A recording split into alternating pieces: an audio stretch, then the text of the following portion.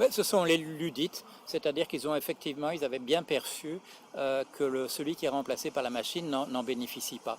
Et par conséquent, il y a eu ces réactions contre le développement technologique, c'est-à-dire quand les nouvelles machines apparaissaient, on allait les ouvriers allaient les casser. On avait tendance à représenter, parmi les industriels, on avait tendance à représenter les ludites comme simplement des gens qui ne comprenaient pas ce que c'était le progrès.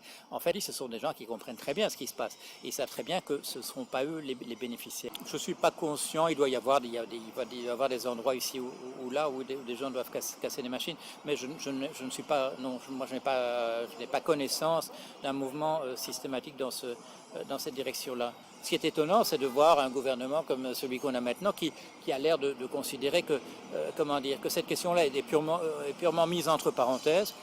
On dit aux salariés trouver un autre emploi et on dit aux dirigeants d'entreprise créer des emplois comme s'il ne s'agissait pas d'un problème de société, comme si c'était un problème qu'on pouvait résoudre à titre individuel, comme si une PME pouvait résoudre le problème de l'emploi, comme si un employé licencié pouvait résoudre le problème de l'emploi. Non, c'est un problème de civilisation. Il faut le mettre sur la table et en discuter calmement et essayer de le résoudre, mais pas simplement le mettre entre parenthèses comme si on ne comprenait pas de quoi il s'agit. This weird story out of Wisconsin where a pharmacist was accused of trying to destroy hundreds of vaccine doses. A pharmacist.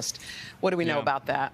Yeah, and he did, and he was in court yesterday virtually. His name is Stephen Brandenburg. The police say that he is an admitted conspiracy theorist and that he took these vials out of the refrigerator because he didn't think that the vaccine was safe. Well, the vials went bad because, of course, you have to keep those vials at a very cold temp. So you had 500 doses that went bad. He's now facing several charges, including 2 felonies.